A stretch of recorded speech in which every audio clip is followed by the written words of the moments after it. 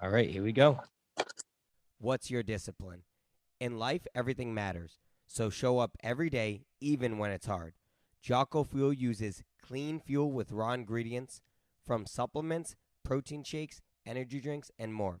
Speaking of which, I drink the Sour Apple Sniper during my workouts, and it has changed everything. The way I run, lift, and even think. You can too. Get yours today by going to Jocko Fuel website and enter promo code Reyes Reflection to get 10% off your order. Again, Reyes Reflection, 10% off your order. At Jocko Fuel, there is no shortcut. What's going on, everyone? Welcome back to the Reyes Reflection Podcast. Always free to subscribe on Apple, Spotify, iHeartRadio, and as of this week on Amazon. Thank you so much for making us part of your day. There are a lot of options out there. Make sure you show me some love on the socials at I'm Nathanael Reyes on Instagram, TikTok, and Threads. Now, I have to give a special shout out to some of our partners, Mad Rabbit Tattoo Aftercare, Jocko Fuel, and Yasso Frozen Greek Yogurt. Mad Rabbit Tattoo Aftercare Skin Products. If you're looking to get your first tattoo, they have numbing cream, soaps, and more. Use promo code Reyes Reflection for 20% off your order. Jocko Fuel, hard work, clean fuel, no excuses, clean ingredients. Even I can read them. They have drinks, protein cookies, and much more. Check it out and save 10% off your order with code Reyes Reflection. Yasso Frozen Greek Yogurt, changing the frozen snack and dessert game. Get online and check availability at your local food stores. Flipping the page now onto the introduction of my guest. Let's just say I was able to get the opportunity to chat with her for free. This is my free consultation. And if I ever have her back on, I may be charged. So you never know. You never know. Now, if you need to buy a house, this is your gal. If you need to laugh at some TikToks, this is your gal. If you need to get some tips on your iced coffee, this is your gal. If you need to see the day-to-day authenticity of motherhood, then this is her. She is known as Seacoast Homegirl, but that is her alter ego. Because without further ado, ladies and gentlemen, Ashley Moon, welcome to the pod. I am so happy to be here. What an introduction. Oh, my goodness. Thank you. I pride myself on these, okay? I pride myself on these. I take some time to write them down. I got my popcorn ready. I'm ready for a good show. I'm ready for some good time. You just reminded me who the hell I am, Right? I'm like, yeah, that's right. That's who I am. Right? You're like, yeah, I got my popcorn. I'm good for a show. So thank you so much for coming on. I know that you're a busy individual, as am I, but I appreciate that you took some time out of your day to sit and chat with me. Now, this interview is a little different, and allow me to explain. So, in some cases, I like to pride myself on my research, my intros, okay? But off camera, we actually talked. This is kind of like the first time that we're even kind of talking one-on-one. So, I'm going to be learning just as much as the audience here. And I don't know if my sources are correct, so with some of the info that I have here. So, Ashley Moon, because some of my research says that you went to college in New Mexico. I don't know if that's true. Worked at GameStop, but I don't want to sit here and just say a bunch of stuff that may not be true. No, so that's true. let's start with you. Talk to me about your upbringing and stuff like that. Let me get to learn who Ashley Moon is. I'm still trying to figure out who Ashley Moon is myself, but let's begin. So I am from Albuquerque, New Mexico. I was born in Las Cruces, but I was raised in Albuquerque. So I'm from New Mexico, was raised there, went to college there. I actually went for mechanical engineering. That was great. I loved that. I had a lot of opportunities there. I worked in the engineering field for about 7 years and was finishing up my degree. And I worked up until like the last of my trimester of my pregnancy.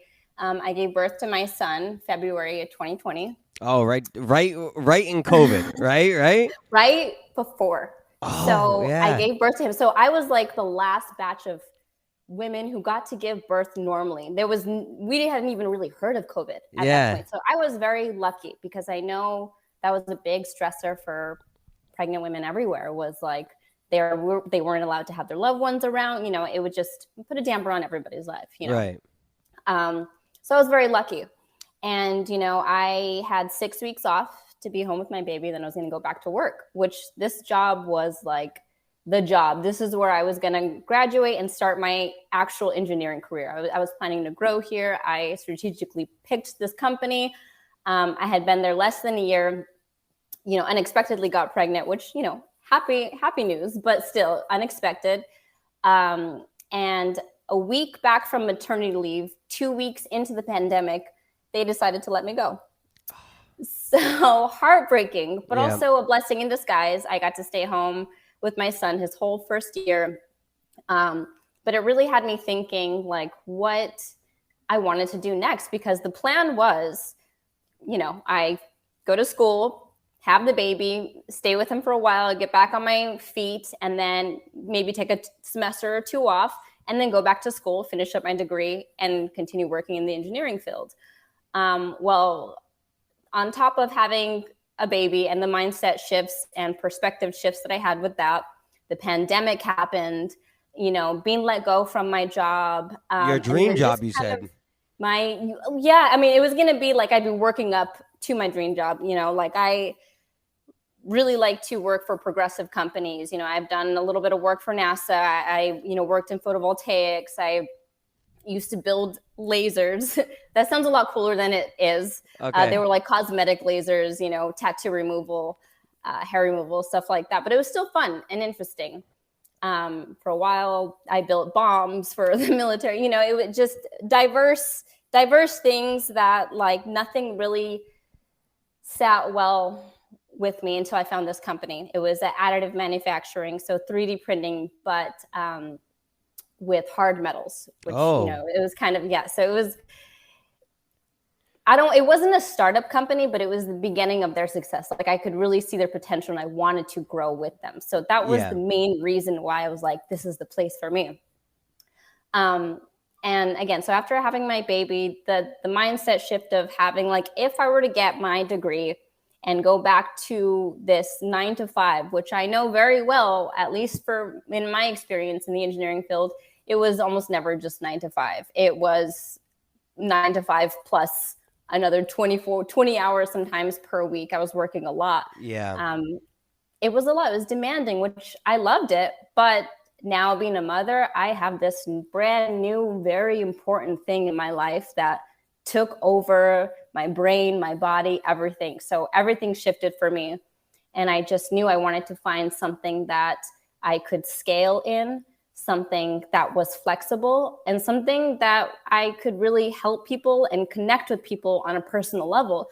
I love engineering. I'm like 49% introvert and 51% extrovert. Yeah. And I lived in my introverted ways for so long, just being at a desk, being behind a microscope, soldering, working, with my fellow nerds who were just as like awkward as I was, but I really wanted to get back in touch with my extrovert self and kind of get back into the world, especially after the pandemic, and motherhood and all of that. It was like, okay, there's more out there and I need to experience it. So that's when I was drawn to real estate. It also at the time, right out of the pandemic, we saw the rates were really low. The real estate business was booming. It just seemed like I need to get on that. But first and foremost, I needed to get out of Albuquerque, New Mexico. I was just pushed in many more ways than one. My intuition was telling me I needed to get out of there. I love home so much. It has a special place in my heart and I'll always go back. But I craved more. I wanted peace and I wanted safety, especially again, after having my son, the huge mindset shifts. It was more than just about me. Yep. I also had this to take care of. So that's whenever I came out here in 2021, April, I believe. April of 2021. I've been here ever since. I love it. I will say the real estate industry right now, it is not for the faint of heart. Fun fact, my license was activated 2 days after we just hit above 5% interest rates. And, I was brand new. I I was like, what, 5%? Is that high or something? I had no idea what I was talking about. And everybody at the brokerage was kind of freaking out. It was like the topic of the day. People were talking about it. I'm like, oh, this is a pretty big deal. Again, not really understanding much at all. But it was a pretty big deal. And as I continued, I didn't expect a lot from myself at the beginning. One, I was brand new. I had a lot to learn. So for me to not see success right away wasn't any kind of, it was something that I expected. I knew it was something that I needed to build, as a real estate agent. You build your foundation and your business will bloom as you continue to grow. And I just see agents who I viewed as successful, dropping like flies, quitting and finding other jobs. I'm like, okay, this is a pretty big deal. Do I need to go and find another job? Do I need to go, is this the place that I really need to be? But I had just this calling that I was exactly where I needed to be. A lot to unpack there. So I want to kind of start. So New Mexico, that's when you were born and raised. You said you love visiting there. So is a majority of your family still over there? Is that where your folks are? Mostly just my mom is over there. I have some family that live in Las Cruces. Any siblings? My sister, I have a sister. She actually lives out here. Oh, okay. But she's actually going to be moving out of state probably within the next few months. Yep. So, it'll be just me at that point. But yeah, so just my mom and all of my friends that I grew up with.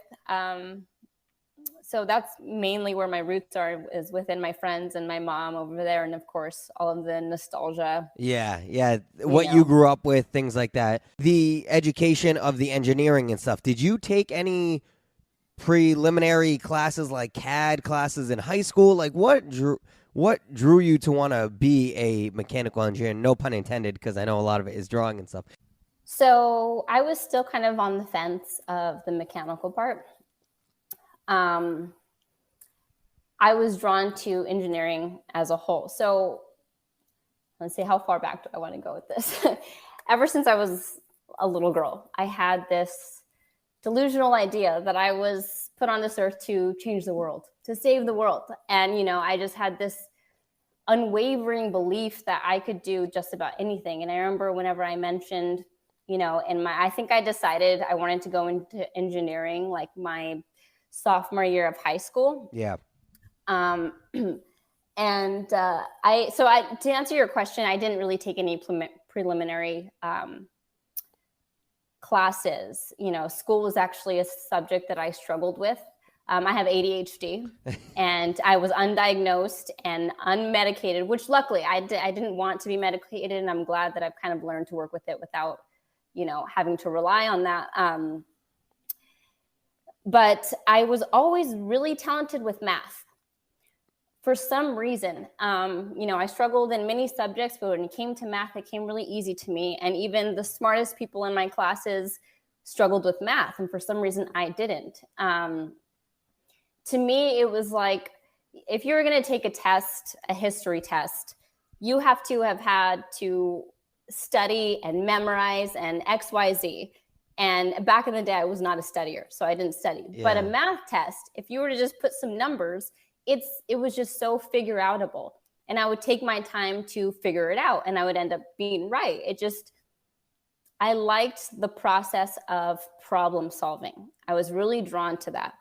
And then, of course, having that pull that I wanted to do something to change the world, and I thought it was going to be through engineering.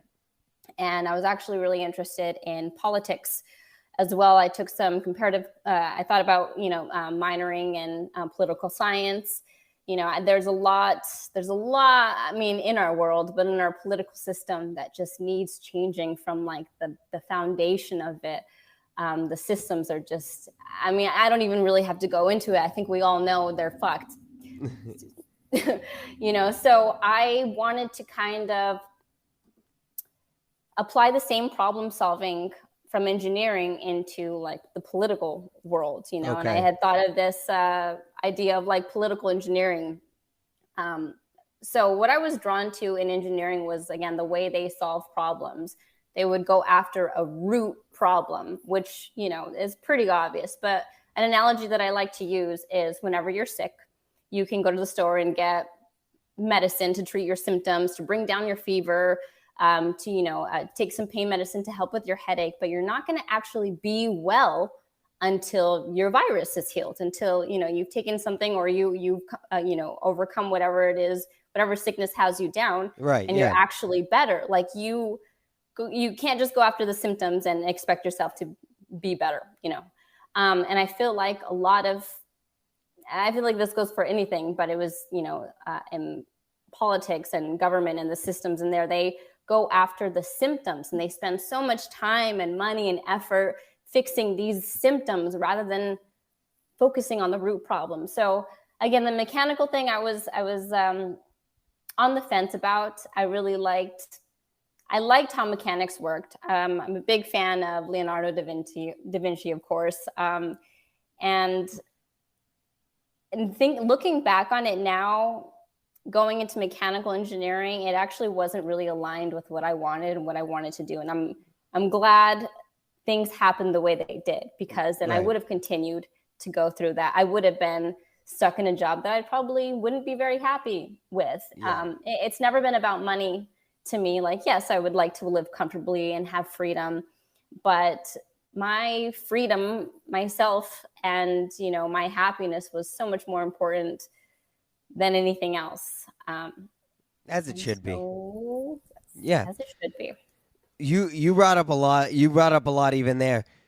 I wanna circle back to, you can tell how much that you still have that little, you know how you said that when you were younger you believed in yourself that you were going to change the world and that you still aspire to do that type of stuff. For the visual audience, you'll see that there's a lot that infuriates her even now, where she's like, she can see that there's, for lack of a better terms, corruptness, and that there's issues that you want to fix. And it seems like that. And I do agree with you on like the education piece as well. I struggled in school. I was not good at it whatsoever, but math was okay for me because it was black or white. It was what you were either right or wrong. There was no in between. There's no gray. Whereas like with history, like you said, first of all, I sucked at history because it was like, dude, how the fuck am I going to remember something from 5,000 years ago, and you want me to remember every other thing in between that? So I completely understand that mentality, because that's how I was too. I did not do well in school. I'll admit it. I was an idiot, skipped class, because I wanted to shirk the responsibilities. I didn't want to do them. So what would I do? I would act out, or I would try to be the class clown because I would try to be funny. And I think I'm hilarious, but I'm not a funny person whatsoever. But anyways, so yeah, no, I completely, I can understand that. I feel like we're two kindred spirits in that regard. Now, I'm glad that you were able to find your path here, but you did have some pretty cool experiences. You talked about NASA. I want to hear about your connections with that. What are you allowed to talk about in terms of like what you worked and what you did, or is this podcast going to be flagged? I mean, I don't know. I'm just curious. Whatever you can share. First of all, I don't know if you guys know this, but aliens are real. Okay. Okay. I was going to ask you what your biggest conspiracy theory was, and I do believe that. So. They're not even theories anymore. Like I'm like, you guys are just proving all of the conspiracy theorists out there right. You know, there's no way that it's just us. There's no possible I've always way. believed that. There's no way, and maybe it wasn't a way that we fabricated them, you know, in our minds. They weren't visually what we expected, but there was always something out there, and I always knew it, you know. Well, all right. Now that we're gonna go down this rabbit hole, in that regard, supposedly we've only scratched the surface. It's tip of the iceberg of the ocean. So on our own planet, don't get me started on the ocean. On our own planet, we don't even know everything. So how is it that all of a sudden we know everything in the universe? That makes no sense to me. That's my argument to that rhetoric. It's like, listen, we don't even know everything on our own planet. There's new species being discovered daily. Like, don't sit here and tell me that there's no such thing as another version of Nathanael that's slightly funnier. I mean, don't tell me that. Like, but yeah, so aliens are real. Definitely. Yeah. But so and I always have to correct people. I didn't work for NASA. Okay. I wasn't employed by NASA. My company contracted with NASA, but we did. So my second engineering internship, I got hired on to work on this project, which back then it was called the SPP, the Solar Probe Plus. Now it was renamed to the PSP, the Parker Solar Probe. I have to remember that. And essentially, we built the solar panels on that. And so I was an intern there for about 4 years. It was an amazing project to work on. So, all right, I don't want to get too far into this because again, we'll be here forever. So, just a gist of we might have to do a part 2 at some point, is what you're saying. All right. Part 22. Oh God. Anyways, so we were going to be NASA was going to be sending out a satellite to study the sun. There were 2 main questions that they wanted to answer. I can't remember specifically, but there is when you think of a ball of fire, you think the middle of the ball is going to be the hottest. And then, as it starts to disperse, it gets a little bit, the temperature starts to go down. Well, the sun, there is actually a layer on the inside that is cooler than the layers on the outside. And so they want to know why that is. Another really peculiar thing is solar flares. When solar flares are shot into space, and again, think of a ball of fire. If you were to throw a ball of fire, eventually it's going to cool down and it's going to slow down and stop. Well, in space, when a solar flare goes out, it not only burns hotter as it goes, it actually speeds up. And so again, why is that happening? So those are the 2 big questions that they're trying to answer. Of course, wanting to gain all the possible knowledge they can about the sun. They built a satellite that is revolving around the sun, and with each rotation, it gets closer and closer and closer, which eventually it'll just burn up. But until then, they're just going to be collecting as much data as they possibly can. And we built the solar panels on that, which had to withstand an extreme amount of heat. And it's going to the sun, an extreme amount of heat. So, I got to be a part of the testing phases of the solar panels to the building. I got NASA certified in soldering, wiring, and crimping. So I eventually got to build part of it myself. An amazing experience, something amazing that I got to be a part of. My work is in space right now. I was just an intern. I'm one small little grain of sand, working on this project. There were so many people in so many different areas, so many different companies that made that happen, but still an amazing thing to be a part of. I'm a big space nerd, so. Oh, damn. I mean, that's impressive. I would never be a part of that. So, I mean, there you go. That's something that nobody can ever take away from you. So kudos to you. Kudos to you. Circling back, I want to circle back to you and your real estate career. It's fairly new. You failed the exam 3 times. Is that correct? 2 times. 2 times. Wait. Okay. Did I? Was it 2 times or 3 times? You might be right. I actually don't even remember this. Look at that. Nathaniel's research. There you go. You're probably right. I think it was 3 times. Was it 3? 2? I don't remember. Okay, we'll just say 3 for argument's sake. I don't remember. But yes, I did. The first time I took it, I knew I was going to fail. I was not prepared, but I had to take it to meet a deadline. And I knew I could retake it. It just,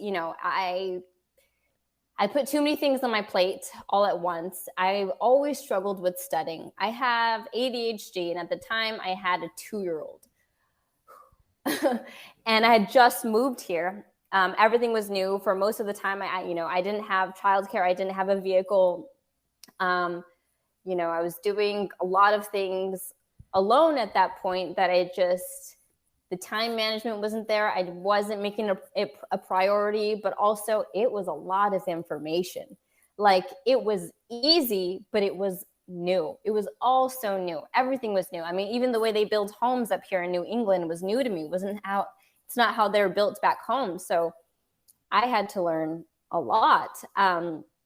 But the first time that I failed again, it was like, okay, I knew I was going to fail. I just needed to make that mark and get in before the deadline, and then I can retake it. And I think I had like another 3 months to go. And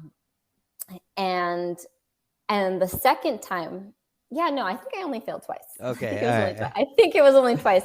And the second time was such a burn because I studied my ass off. Like, I hired a babysitter, just to keep my son in the other room while I studied in the other room. So I didn't even leave the premises, just so I could focus and I could study. Yeah, so you can lock in, yeah. And I failed, I think, by like 4 points. Oh, that's got to be frustrating. And like, it was just like, it was one of those things too that I know I struggled with growing up in school. Like, yes, I wasn't the best at school, but I think a part of it was like afraid of failure, like of actually trying and failing. Because again, if I go in knowing I'm going to fail, I've got nothing to lose. So this time was a burn because I tried my hardest and then I failed. And so it was like, okay, I remember feeling really sad and just overwhelmed. I was new here. So many things were going on. But I didn't really think about quitting. It was just like, okay, what do I have to do to pass? Like, it costs money to take the test every time. At this point, I was investing so much more than I was getting back, which if you're thinking about joining real estate, like, you, in the beginning, you were going to invest so much more than you're going to get back money wise. Not everybody, of course, case by case basis, but that has been my experience. Yeah. But I just knew that I just felt like I was doing the right thing though. And I felt like, okay, it's not a matter of if, it's just when. I'm just on a different path than everybody else. And I have struggles that other people don't. And that's okay. I can't get stuck in comparing myself to, oh, this person got it done on the first try. Like, my brain works differently, first of all. It does. And that's a dangerous place to be in sometimes. I think we all get there, but that's a dangerous place to, that comparison. It's almost like, because then you end up shitting on yourself for reasons that you don't need to. So I try my best to kind of stay out of that. But I understand that feeling. I do. Yeah. And it's just, so it was overcoming that and just kind of reminding myself that, like, my journey, I made a point to make my journey not look like anybody else's because I didn't want to compare myself. And so I gave myself a lot of grace through that. And even now, it's not a matter of if, it's just when. It's about consistency, strategic consistency, of course. But, looking back to, even just thinking back on that girl who failed for the second time and came home crying, I wish I could tell her how much happier she would be overcoming all of the challenges and getting stronger every day and learning new things every day and helping people every single day, helping people that just want to put a roof over their head and a place to call home, somewhere that they can retreat and unwind and be themselves and, away from this crazy, crazy world. Who knows what's going to happen in this world? Honestly, I don't even know. I have my theories, of course, but truly, like, living in the moment and just enjoying where you're at right now. And I know a lot of that for me happens when I'm at home with my son, of course, going out into the world, but to me, home is where my family is. And I know other people feel that way too. So it's nice helping them find what they're looking for. I feel like you need failures because you're not gonna know what success is. That's my personal opinion. I mean, not that I enjoy failing, because, to be honest with you, and I don't know if you're cut from this cloth, but it seems that way, and I could be wrong. You could tell me, hey, shut up, dude. No. But I'm very hard on myself. But then I have to take a step back and kind of internalize a little bit and say, well, you know what?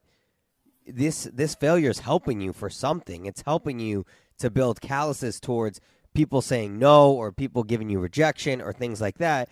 And that's how life is. It's not all, smooth sailing. If it was, everybody would be doing it. And I think what people get lost in is they hear the term of, just be patient, for success.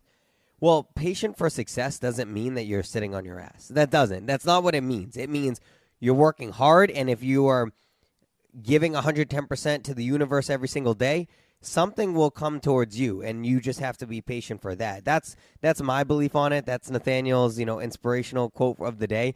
I don't believe that it's just something when people say be patient, be patient.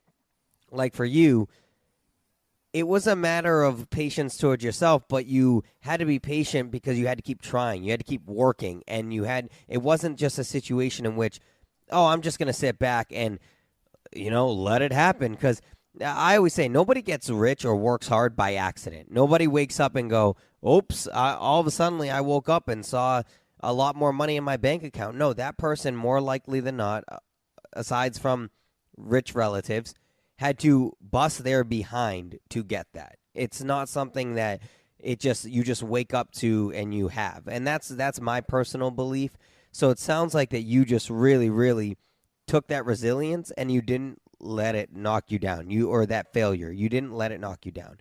And I know you talked about your son earlier. That is a huge motivation as to why you can't stop. Because if the kids, I used to work with kids for 10 years. When kids see that, they recognize that. They see when you're quitting. They see those things. It doesn't matter how young they are. They see it. They're very smart like that. A lot of people don't think that. A lot of people think that, they're so smart. Right. A lot of people think, oh, they're a kid. They don't know any better. No. No, they're a lot more intelligent than you realize. They pick up a lot, especially from mom. They pick up their body language and things like that a lot quicker. They're pretty savvy in that regard. So I want to ask you a question. Why New Hampshire, especially from New Mexico? Because you're going from New Mexico, your home, different time zone. Now you're going to East Coast. I know there's a lot of beautiful things out here, but why New Hampshire? What about the East Coast? Was it New England that was like, I'm drawn to that?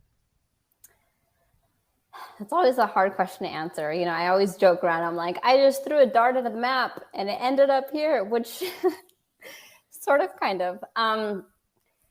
So I grew up on shows like Sabrina the Teenage Witch and Hocus Pocus and a lot of things that were, based in New England. And so I kind of glamorized New England as this like storybook place. There's a lot of history, cobblestone walkways.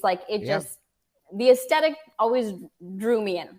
I loved that. I have experienced plenty of the West Coast. I've been to California a lot. I've spent a lot of time there, and I love California. I do. It is vastly different. I knew that I wanted to be, so a few things that needed to check my list is that I wanted to feel safe. I wanted to be safe. I wanted my son to be safe. Education was a really big thing for me. Where I'm from, we are like bottom in education. And I wanted to be somewhere with a better school system. If I decide to go through with public schooling or private schooling, I wanted to have that option, or for my son to have that option if he decides that's what he wants. I wanted something vastly different than what I was used to. Okay. Again, I love California, but I was used to that. I had seen that. I wanted to be near the ocean. I needed to be near the beach. I was over the heat. So you wanted a complete culture shock. Yes. If I, not that I didn't have the ability, if I had, I could have left the country and been happy with that. But I think that would have been too big of a change. I wanted to ease myself into it. But yeah, I wanted to, at least for the time being, at the time, stay in the States and have something different and try something new and start over, start a whole new life, reinvent myself, find myself again. And yeah. And so my sister, actually, she moved to New Hampshire a few years before I did. And so that was also another, a factor was like, okay, if I move here, this will be like a trial, and at least I have somebody out here and I'll be out there for her. If we ever need each other, yes, we're there. But yeah, so there were many things, and then of course over here, you've got the Ivy Leagues, up in New England. There was just a lot of things that I was drawn to. I sometimes can't even put it into words and logic the logic behind it. There wasn't really much. It was pretty much all intuition. Really? Yeah, definitely. Just felt a pull here, and here I am, and I have zero regrets. I love it here so much. I feel very at peace here. I feel very safe here, and I love it here. I do. It's interesting, the switching of the perspectives, because I know many people who have been born and raised in New England, and they're like, I'm so done with New England. I'm done with it. And so they want to move to other parts where it's warm. They're over the cold. And then there's you, who has been born and raised, and I'm sure there's not just you, but there's, you're an example of an individual that, has grown up, and you're like, I'm sick of the heat, so I'm going to go ahead and give Four Seasons a shot. So, I definitely, I think that that's cool, and I think you have found your path. I encourage anyone. I know I made jokes about it at the beginning, but I encourage anyone to check out her TikToks. They are hilarious, and a lot of them are based about New England living and motherhood and things like that. So very, very fascinating, very, very interesting, very compelling, very funny. In one of those TikToks, you said that you're a big book lover. What is it about books Yes. that you like? Because I books just don't hold my attention span. They really don't. I have a story about just attention spans in general, but for someone who has ADHD too, how do you sit down and read a book? Like, how is that possible? You know my secret? What's your secret? I don't. Okay, so I am actually so bad at finishing books. Oh, okay. Okay, I have ADHD, of course. I get inspired constantly, by different things, different subjects, different topics. And so my legions will change. I'll start one book and then, be inspired by something, whether it was something somebody said or a video that I watched or whatever. And I'm like, oh, I have a book on that same topic. So I go grab that book and I start that book when I'm barely halfway on the first book. Yeah. And so I'll be reading like 6 or 7 books at once and almost not finish them. And then when I go back to the other one, I'm like, oh, I barely remember the chapter before. So I just start them all over. So it's a constant cycle. It's a vicious cycle. I love collecting books.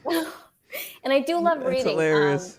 But almost every time I start to read a book, I always read like the last couple pages that I read, because I'm like, where was I again? I've gotten better at it. I have, because it was something that I wanted to tackle, because I want to complete these books. I'll literally get to where I have like 5 pages left and then change to a new book. No way. It's so bad. You're and right there. I have so many books, and I brought them all with me from New Mexico to New England. I have since gotten rid of so many, and I actually, I need to link it to my link tree. I have an eBay store of a bunch of books that I'm selling. They're like bottom of the barrel books. I kept all the really good ones. Yeah. But I limited myself to one bookshelf, and I've done it. I have one full bookshelf of books, and I'm going to read every single one of them. Maybe we'll see. Right now I'm only reading 2 at once. That's like my limit. I'm like, do 2 attainable books. So yeah, that's my spiel on books.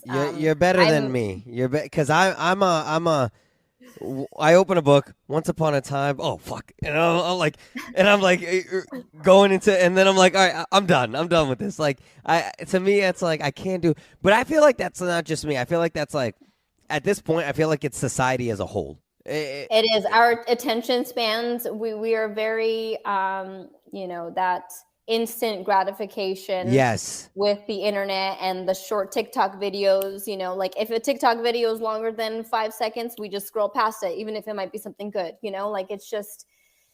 Well, that's how I am. Like a YouTube tutorial, right? Like I like when you go ahead, and it could be anything. It could be anything. It could be like something on your phone. It could be like, I don't know, like how to do drywall, whatever.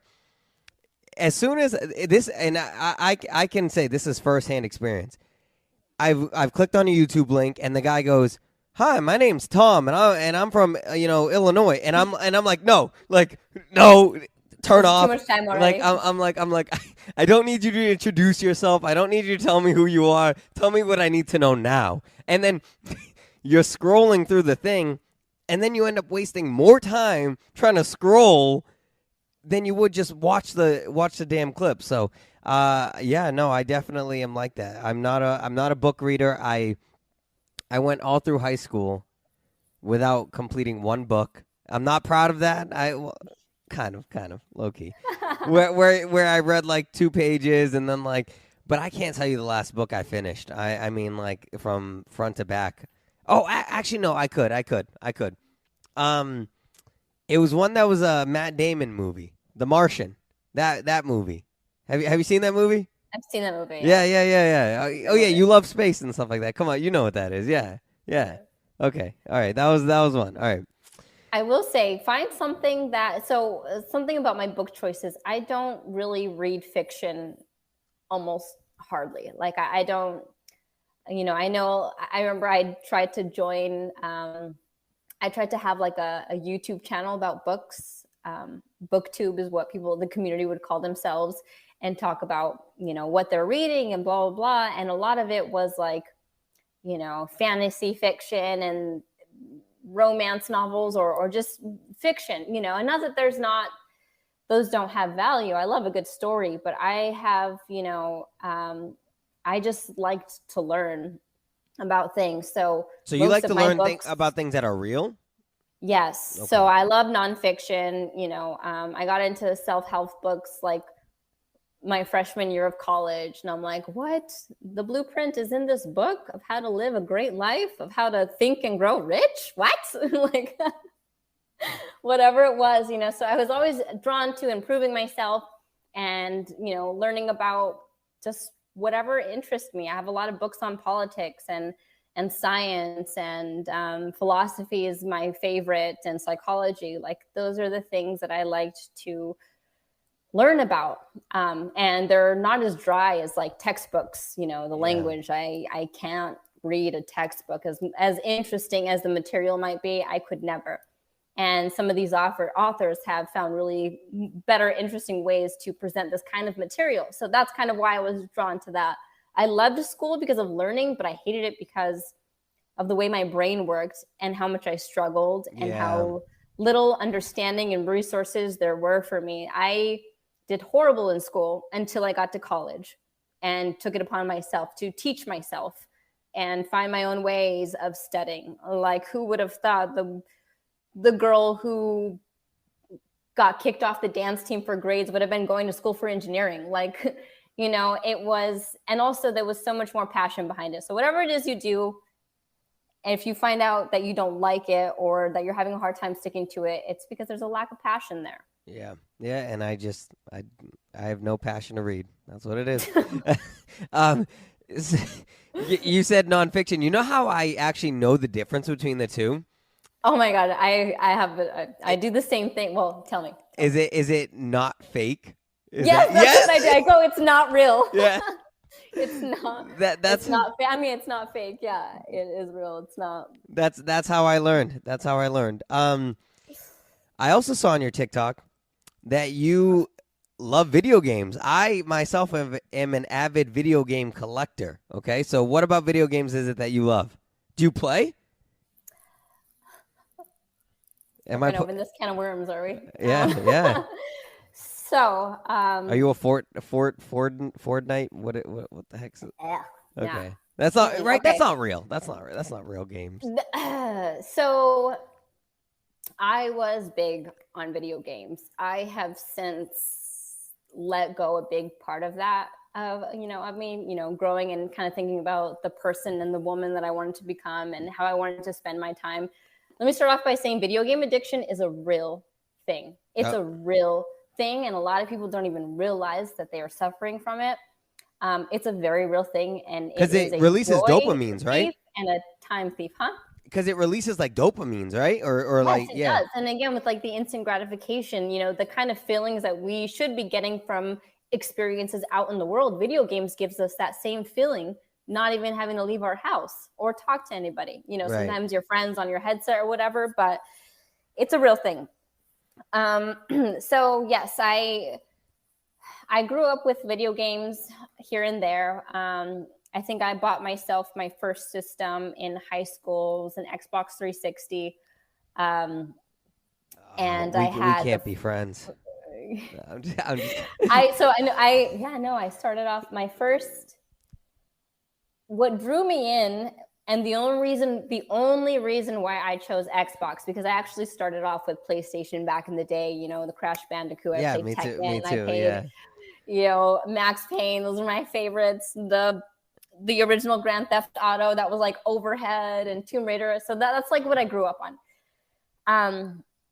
But Halo 3 was on Xbox. Oh, Halo 3. Halo was good. I have to give it. As much as I'm not an Xbox guy, Halo's lit. That's what drew me into Xbox and Xbox Live. When I bought my system, I got really into the Gears of War franchise, which is still a fantastic game. So I spent my college years going to school as much as I could, working my engineering internships on top of sometimes one or two other jobs, side jobs. Fun fact, I didn't take out any school loans. Oh, no. I paid for school out of pocket. By working at GameStop. Is that true? GameStop. Is that true? I worked at Zoomies. I worked at Forever 21. I also had a nanny job. I worked, not all at once. These were like scattered. Okay, yeah. But I always held 2 to 3 jobs on top of going to school. Which, you know, thinking back, I'm like, what was I on? How did I do that? Oh my God. And now you're like, oh, I can barely do my one job. What do you mean? Oh my God. I know. I can barely do the mom thing. I'm exhausted. Yeah, like it's a legal obligation that I have to do this. Oh man. Like no, for sure. You're right. Well, I'm not wrong, but I'm also not. It's like there's true. ways around that if you're really if you feel like it's really not for you. But my spare time that I had in between all of that was video games, 100% video games. And, you know, there was some times where I would skip class or call into work to play video games because it was bringing me more joy than anything else. And then, of course, you know, I played video games for a while on and off. And then when the pandemic hit, I played a lot of video games. Yeah. And the video games that I used to play weren't too bad. You know, like I said, I would play Gears of War. I really liked, you know, open world games. Fallout New Vegas is my favorite. Oh, I love Fallout. I love the Skyrim. Fallout. Oh, man. You're talking my language. Yeah, those are great games like that where I could just take my time and be in my own head. In the beginning of college, I got really into Call of Duty, and it was so much fun. Like, I loved Call of Duty until I didn't. Were you one of those like wild people online? I don't know if it, like, you know, like there were some, when I used to play back in the day, there were some people that would like say some wild shit online, and I'm like, dude, what are you saying? Were you one of those people? No, I loved to, because at the time I was decent. I wouldn't say that I was really good or anything, but I could hold my own. Yeah. And this was back in the day whenever, like, yes, girls played video games, but it was still a bit taboo. Yeah, like, I remember hopping on Call of Duty, you know, Xbox Live on Call of Duty or Halo, and they'd be like, "Oh, there's a girl," and they start talking shit or whatever. Oh, so there were YouTube videos of that where people would be like, "Oh, the chick has hopped on," and because they like, oh, we have the chick in our party, and they're like mad about it because so I get it. Yeah, no. And so, like, I loved doing that. I loved not saying anything and, like, letting people know that I was a girl until, like, I kicked their ass. Yeah. And I wouldn't always.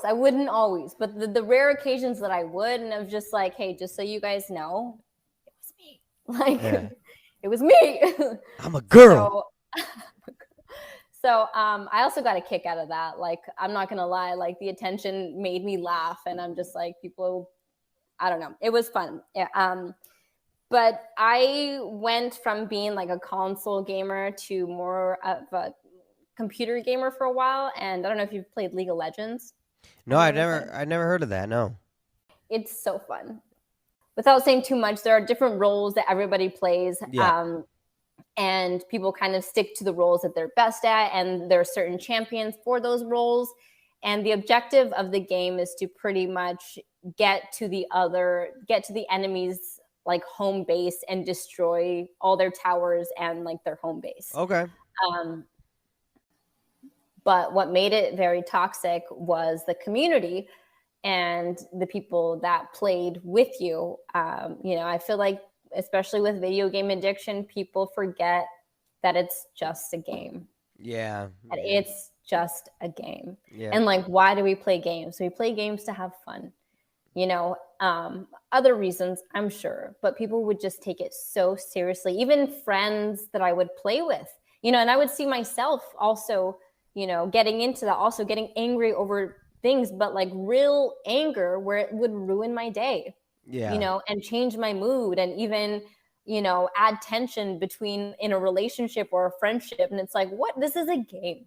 Yeah. This is a game that we're supposed to be having fun with. And it was very addictive too. It just, a lot of things, I think what it did to me and the people that I played with, it was like, this isn't adding any value to my life, and it's not fun anymore. Yeah. You know what else is not fun? The Red Ring of Death. Remember that? Yeah, on the Xbox 360. I know. I knew how to fix that though. Oh, and I had friends come to me all the time. It was maintenance though. It wasn't like I would fix it forever. It would like almost always come back, but I would temporarily fix it. Yeah. I don't even remember exactly how. But yes, I did a lot of. That was one of the reasons why I did not Xbox. get an Xbox 360 was because that Red Ring of Death. That was one of the reasons why I didn't. But it's fixable. It is? Okay. It is. Some aren't, for sure. But for the most part, they are. So in your free time now, though, you actually do love nature, including cloud watching, things like that. Is there anything that you like to do that, like, when you, like, hikes or things like that you're like, this is just more my thing? Is it, like for me, I'm big on earthing. I don't, if you don't know what that is, that's when you're just, like, barefoot on the grass. Like, that's my thing. Grounding. So yeah, or grounding. So is there anything that you have just, like, where you just feel connected with nature, whether it be hikes, just being at the beach? Like, what about nature for you is, like, this main selling point for you? So yes, I love nature, but I love to people watch. Oh, okay, yeah. And that's a little. I mean, we're nature's critters. Yeah. Right? So you love nature in a different way. You love it in the way of, like, hey, the actual nature of humans and how they interact. Nature versus nurture. All right, all right. Yes, I do find peace in nature, and I love sitting by the ocean and reading a book, or, cloud watching. But you also find peace watching this couple at the next table fight over their lasagna. Okay. Yeah, so I'm like, oh, I'm so glad I'm not in that relationship. Just kidding. I mean, hey, no, you're not the only one. That I know legitimate people that love to people watch. Like, they will go to, like, public places and just walk around just to watch. I did that just yesterday. Yeah, just interactions with people. Or day before yesterday. Yeah. Yeah. I love analyzing people and their body language, with no judgment. I'm not there to judge. I just, at all, just thinking about the life that they live, Do you create stories? The day that we had today, huh? Do you create stories? Sometimes I do, but I try to not so much create stories. If I'm trying to be funny with someone I'm hanging out with, like, we'll make up funny stories, but like, I try to think of what their real story would be, you know, whether it's the expression they have on their face, how they're carrying themselves that day. Did they have a really bad day? Are they, really happy today? Like, I try to, I guess, like, almost, I don't want to say force compassion, but a little bit. I just, people are so interesting to me. And I know we always have this, like, mask up no matter what, even if we think that we don't, we always do. And I'd like to think I see a little bit of people see something in them when they are unaware and they maybe don't have that mask on for a second, or they don't feel like somebody is watching, which sounds really creepy now thinking about it, that I'm like watching you when you don't know that I'm watching you. But it's out in public, like you're asking for it. I mean, you're in a public venue, right? It's not like somebody's blinds are open and you're like, oh man, look at that light. Yeah, no, I don't look through people's windows on purpose, anyways. yeah. But yeah, I like to watch people. Like even right now, I'm looking out the window and, there's this girl walking and she looks kind of sad. And I don't know why. I don't know what she's going through, but I recognize that. And I hope she has a good day, a better day. I feel for people no matter what they're feeling, even the anger. Well, I was going to say, I understand that like for some cases, that could be considered, I'm just going to call it what it is. Like people could say, oh, that's creepy or that's weird. Oh, why would you want to do that? That's weird. If I was a dude, that'd be so creepy though. Like, but like I was going to say on a different level though, you're like you are saying it's more about empathy and empathizing and trying to have compassion, because it's like, oh, because I've seen it happen too. Like whether or not people want to realize, they do people watch, but when you see like someone at like the mall, and their hands are full, they got bags, and they just pick up their lunch. And I've seen it happen. Where they like drop their smoothie that they just bought, and it's like, oh damn, like, and that now you're like, oh, I wonder how they. And so you immediately rush, and you're like, hey, how can I help? What, like, what do you want me to do? Oh, do you want me to buy you another one? And it's because you have that compassion and you're people watching. It started with you people watching. You would not have seen that whole interaction unless you're people watching. I think people do it more often than they want to admit. I think so. Because I think so too. Yeah, I think even when you're in a line at a store, you're sitting there watching the person in front of you. And you're like, oh, why did they grab the milk first? Why, I always like to put my deli meats first. Why did they put their milk and eggs first? Like, everyone does that. So I think, like you said, I think people... Admittingly, I think people do it more than they want to admit. So that's just my opinion. But I agree. I make an evening of it though. So okay. Well, you know what? I'm sure that some people do that too. So I have some jokes for you, and then rapid fire questions. Okay. Okay, I'm really nervous. Let's do this. Okay. All right. So here are some jokes. In my next life, I'm going to be a comedian. Okay. Your last name is Moon, and you love space, okay? So, why didn't the moon go out to dinner? I don't know. Why? Because it was already full. So there you go. See? That was good. All right, ready? And then here's another one. What do real estate agents have to be thankful for? You've stumped me again. Lots. Tell me. What? Lots. They have lots to be thankful. We do have lots to be thankful for. Very small lots sometimes, but. So there you go. That's. I love them. Those are right. Good. Some rapid fire questions, okay? Okay. How devastated are you that you can't get pizza delivered to you? Explain that to the audience. So that's no longer the case. Okay, all right. That's no longer the case. But explain why I said that to the audience. So I bought a house. It was the first home in New Hampshire. Okay, so I lived in an apartment before and then bought a house. And I was still a bit unfamiliar with the area, and just, it was all a learning experience. I always loved the idea of living in a secluded area, in the middle of the forest. Yeah. Who wouldn't want to live in the middle of the forest with no neighbors? Well, I moved to the middle of the forest, bought the house, signed the close, signed the paperwork, done deal. I mentioned before that for a good chunk of the time, I didn't have a vehicle when I first came out here. And when I tried to even get Uber to go pick me up for literally anything, Uber didn't even go out there. I couldn't get an Uber. Pizza, there was no pizza delivery. There was no food delivery. There was nothing. Everything was a commute. No DoorDash. Everything. No Uber DoorDash, Eats, no nothing. The closest thing was like a gas Postmates. station. It was 20 minutes away. No post. No one would deliver to you. No. And even if I had a vehicle at the time, I had a 2-year-old. Like, if you know, loading a 2-year-old just to go pick up a snack or dinner, like, That's a it's project. a whole ordeal, and Yeah. it's going to take like 10 times as long as if you were to just go by yourself, So it was a whole deal. And I just remember being like, okay, good to know every client that I have that wants to put an offer on a house, I want to make sure they're aware of what's around them, because that was not anything that I really thought about. I thought about the house, the land. Oh, it's beautiful. Checks all the boxes. Great. Not thinking about what's around me and what's important to me. There weren't even grocery stores that were really close by, which, like, for some people that would be totally fine.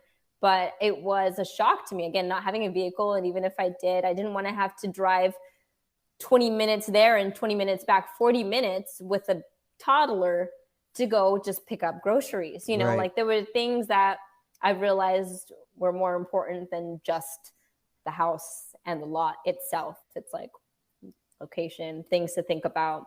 Dinner. So, lesson learned. Pizza on a Friday night. So It didn't exist. So sad. No longer the case for you. What is your ideal home? Like, if you could design a home from the ground up, what are some things that Ashley would have in her home? It would be a Victorian style home. Okay. Black.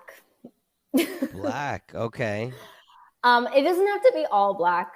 Okay. But the main darker themes, I love. It's not my favorite color, or lack of color, I'll say. I like unique homes. I love stained glass. I realized that I want a big house, not necessarily a huge house, but I need space to, like, wander. Ideally, again, in like a perfect world, a room for every hobby or activity, a reading room, an office, a playroom for my son, an unwinding room, like a meditation room, and like a bedroom, a big kitchen, lots of counter space, lots of natural light. And my dream would be to have like an observatory at the top, where it like opens up and you can see the stars. Again, this is like fairly unrealistic, but that would be amazing. Yeah, that would be if you had like an endless budget and you could do whatever you want. Budget. I want a garden. I want a greenhouse. I want grass for the dog, and then grass not for the dog. I don't want pee on the grass. Why? And then a moat for. I want a moat with to keep alligators. my enemies out. With alligators. Okay. No, not alligators. Only stingrays. Okay. Apparently stingrays are the only ones who can take someone down, like they did Steve Irwin. Oh. Steve Irwin could take the crocodiles, but not the stingray. So I want stingrays. Okay, good to know. Yeah. All right. I'm going to play a little game here. So according to Rocket Mortgage, what are the top 5 cheapest states to buy a house? So 1 through 5, you're going to name the top 5 cheapest states to buy a house in. Gosh, I don't know that, which is probably a bad thing to not know. I'm not going to cheat. I was about to. No, don't cheat. Just rattle top cheapest states. 5 states. Yeah, just rattle off states. 5 states. I'll tell you when you get them. Just rattle off. Okay. Ohio. Ohio's number 4. Oh, nice. I knew it. I'm gonna just try it. New Mexico. New Mexico's not in the top 5. Okay. Kentucky. Kentucky's not in the top 5. Great. Cool.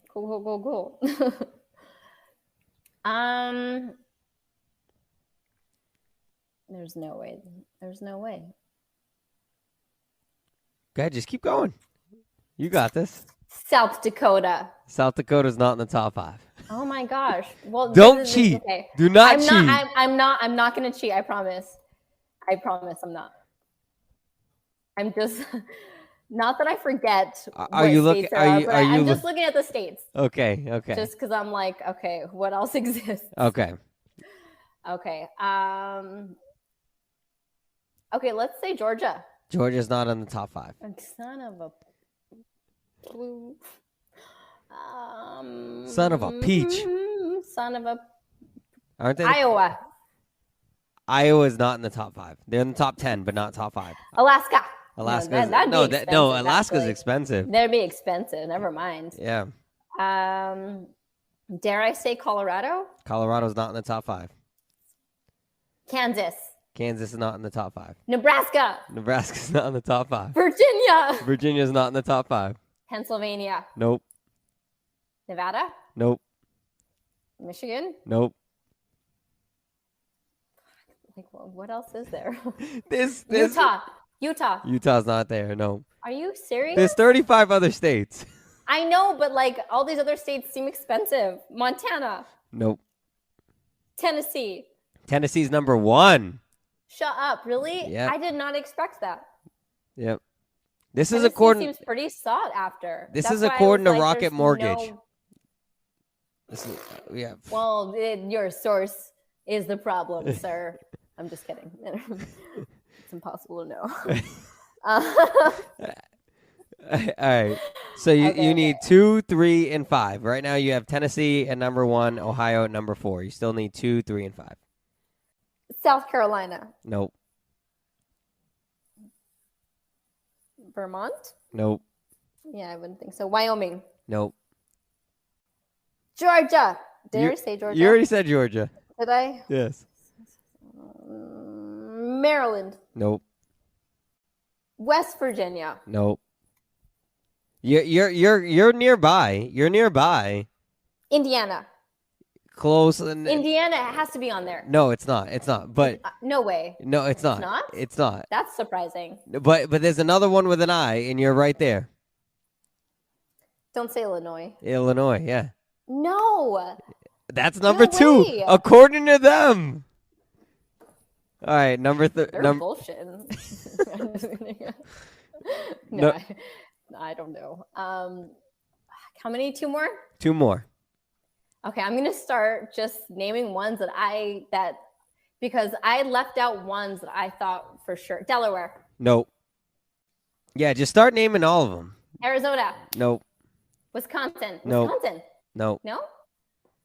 New Jersey. Nope. I doubt it. Florida. I doubt it. Nope. Definitely not California, and definitely not Massachusetts. But you know, we're just getting those out of the way. Yep, not definitely those two. Not Connecticut. Nope.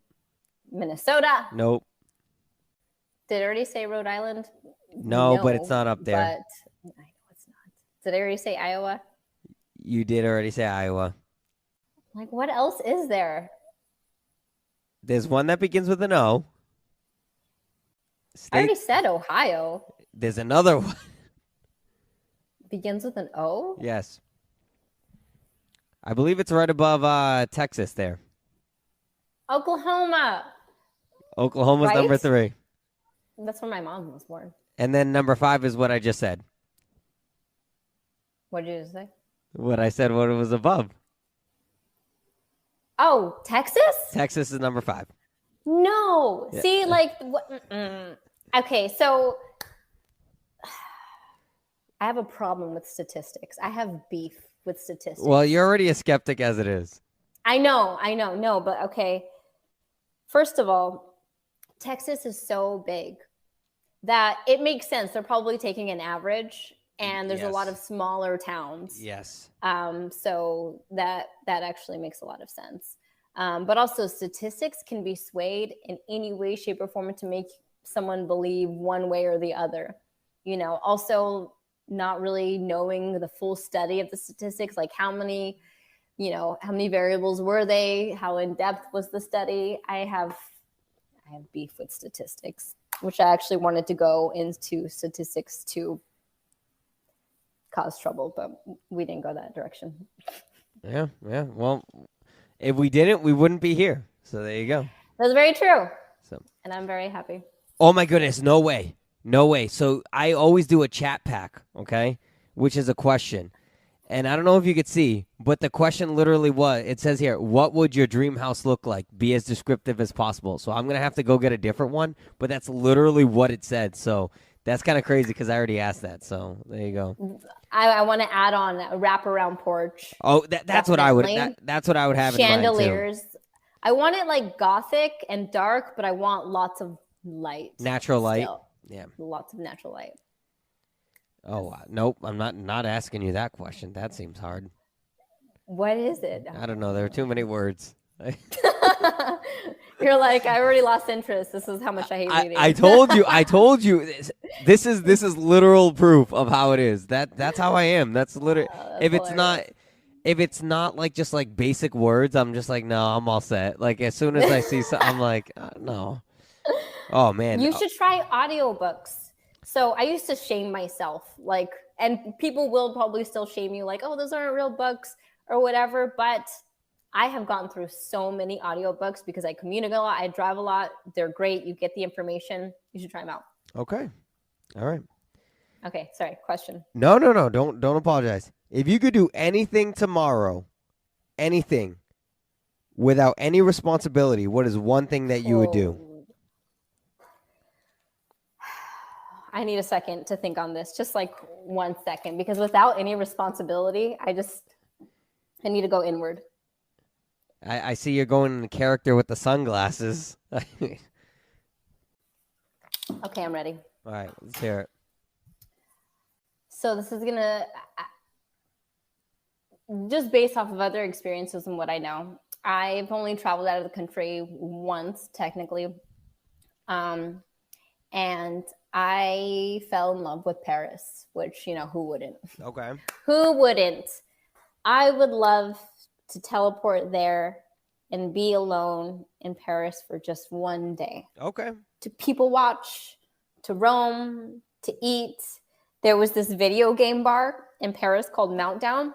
It was, there's gaming bars everywhere, arcade bars, but this was actually a bar that had like PC setups and Xbox setups. So like when I was really into League of Legends, I went there and I could sign into my account and play there. And like I said, like video games are like, they're a time thief, but it was kind of the best of both worlds because I was meeting people and, drinking, of course, and hanging out with people that had similar interests that I did. They were playing Just Dance. A bunch of people, that was the dance floor. They were playing Just Dance. Like, it was just such a fun environment and experience. And I'm just I romanticize just about anything and everything. So just like being in Paris, breathing the Paris air, thinking about just, I don't know. I like to think, and I would like to go and think and be alone in my thoughts and people watch and go play video games and drink coffee and read books in Paris. That sounds like a lovely day. There you go. Where can people find you to follow you and see you do your silly stuff on TikTok, the awesome content that I'm talking about, see what you're doing? Where can people find you? Plug in your socials. Where can people find you? We'll just stick to one. So my main social account is the Seacoast Homegirl. That's where you can find me. And also on TikTok, Seacoast Homegirl, facebook.com/Seacoast Homegirl, the link tree /Seacoast Homegirl. So that's where you can find me. I love it. I love it. Well, Ashley, I really appreciate you doing this and getting to know you and just not what you do, but who you are. So thank you so much for taking time out of your day and jumping on the episode of the pod. Thank you so much for having me. This was a lot of fun. I'm glad. That is going to do it for this episode of the Reyes Reflection Podcast. Make sure you like, comment, and subscribe to the show and follow me on the socials. You know the deal. May you live, may you love, and may you thrive. I'm Oprah. Hey, everybody. I have something to tell you. I've gone crazy. Some would even say I've gone mad. That's right. I've partnered up with Mad Rabbit to help revitalize, replenish, and restore your tattoos. With balms, lotions, sunscreens, and more, all specifically designed for skin with ink. And get this, if you're looking to get your first tattoo, we even have numbing cream as well as patches for the aftercare. Get whatever you need today at www.madrabbit.com and type in Reyes Reflection at checkout for 20% off your order. That is Reyes Reflection, 20% off your order. Get yours today.